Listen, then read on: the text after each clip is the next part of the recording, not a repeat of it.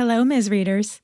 We're marking Independence Day with the launch of a new podcast from Ms. Studios, Looking Back, Moving Forward. And I'm your host, feminist superstar and Ms. Consulting editor, Carmen Rios. Looking Back, Moving Forward digs into what Independence Day is supposed to be all about: freedom and justice for all, and the work feminists have done and are doing to make this country live up to its promise for each and every one of us. Looking Back, Moving Forward traces the history of modern feminism through the pages of Ms. and outlines where the fight for gender equality must go next. Every other week, we'll explore the ways women's lives and the feminist movement have transformed over the last 50-plus years, and hear from the feminist thought leaders and activists who continue to define and redefine this movement. Keep listening for a sneak peek at Episode 1, out now from Ms. Studios. And if you like what you hear, tune into Looking Back, Moving Forward wherever you get your podcasts, and make sure to subscribe so that you never miss an episode.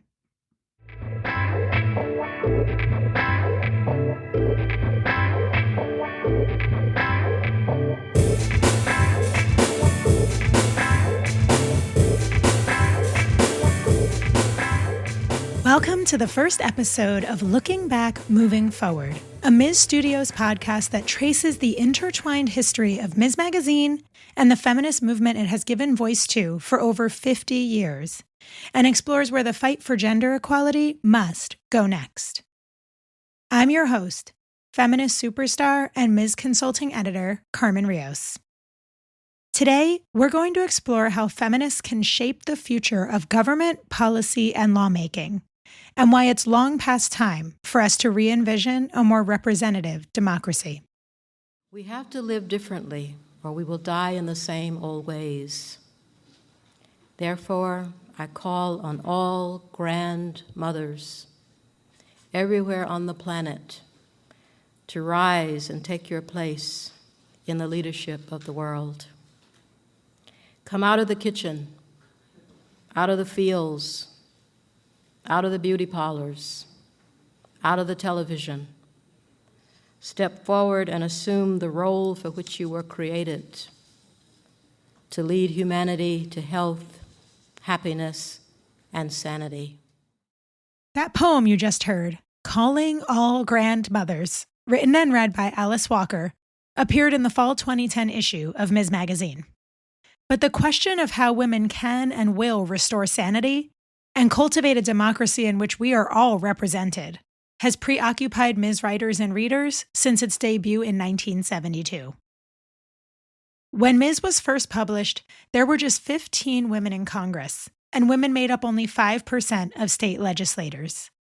No women were serving as governors, and no woman had served as a presidential cabinet member in decades. No woman had ever run for president or been nominated as vice president on a major party ticket. There had never been a female Speaker of the House, and no woman had ever claimed a seat on the U.S. Supreme Court bench. In the first full issue of Ms., its co-founder, Gloria Steinem, listed out the assumptions men in politics held about women: that they voted like their husbands or fathers, that they chose candidates based on physical appearance, that they were less likely to vote for women candidates, and, of course, that they had little interest in becoming part of the political process, known as it was as a quote-unquote male province. The women that have spoken up in the pages of Ms. for more than 50 years have proven every one of those assumptions wrong, exemplifying instead the transformation Steinem predicted in the same piece: that women at that time were, quote, just beginning to flex our muscles and figure out what kind of political force we might be. Want to keep listening? Head to wherever you get your podcasts and search for Looking Back, Moving Forward for the full episode, out now from Ms. Studios. You'll hear from pollster Celinda Lake, She the People founder Aimee Allison, and New Mexico State Senator Angel Charley on the power of women voters and the urgency of diverse political representation. Feminist issues, however we define them, are doing quite well. What we don't have is we don't have enough of them out front. We don't have enough leaders taking them on. And there are just too many of our leaders that are silenced right now because they don't understand what happened. And what voters want is for you to stand up, be for change, propose a positive vision, and get out there, stand up and fight. We're going to have to look to different kinds of leaders who don't shrink from diversity, equity, inclusion, don't shrink from demands for reparations and land back movement, that embrace and refuse to participate in structures made for women that don't include, that aren't diverse in terms of age and class. We're going to have to lead differently as women.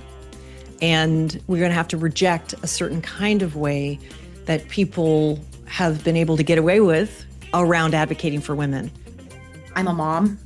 I'm a daughter of parents that are getting older. I'm a wife and a partner, but I'm also an Indigenous woman. I'm a Native woman before I'm anything else in this world. And that is how I've been approaching this. And for as inclusive as New Mexico is for Native people in policy, there are still things that we can do better here. Represent Women founder Cynthia Richie Terrell and Professors Julie Suk and Jennifer M. Piscopo, both experts in issues of politics, the law, and gender, will also break down how we can make a more equitable political future possible. We need to embrace a new reality in which we're going to have to do some incredible collective organizing to protect what we believe in about this country, and some incredible innovation to really understand what's working well in other countries, and really embrace that vision of what a remodeled power structure looks like. We've got to push our own major women's-led democracy and everything else movement, and use all the strategies that we can think of to get that job done and reach that vision of a gender-balanced world. I think it's so important for people who are interested in feminism and ending patriarchy and ending misogyny, women, gender nonconforming people, it's like just everyone who's interested in the gender justice issues really needs to focus our energies on structures, the political structures by which we try to pursue our feminist ends. Part of the reason our rights are under siege is that the structures of power have not been changed. Unless and until we focus on structure and infrastructure by which power is exercised, I think we're not going to make a lot of progress.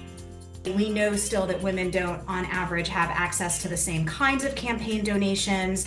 We know that women also often are less likely to donate to campaigns than men. So there's lots of measures that we can think about around fundraising, around the use of campaign expenses, right? So can women use their campaign expenses for things like childcare, for their staff, to travel with them, to provide childcare while they're on the campaign trail. So there are lots of other ways that we can use policy in the U.S. as a lever. I hope you enjoyed this sneak peek at the first episode of Looking Back, Moving Forward, out now from Ms. Studios. Find the show wherever you get your podcasts to listen to the full episode, and make sure you subscribe so you won't miss a second of the conversations and revelations to come.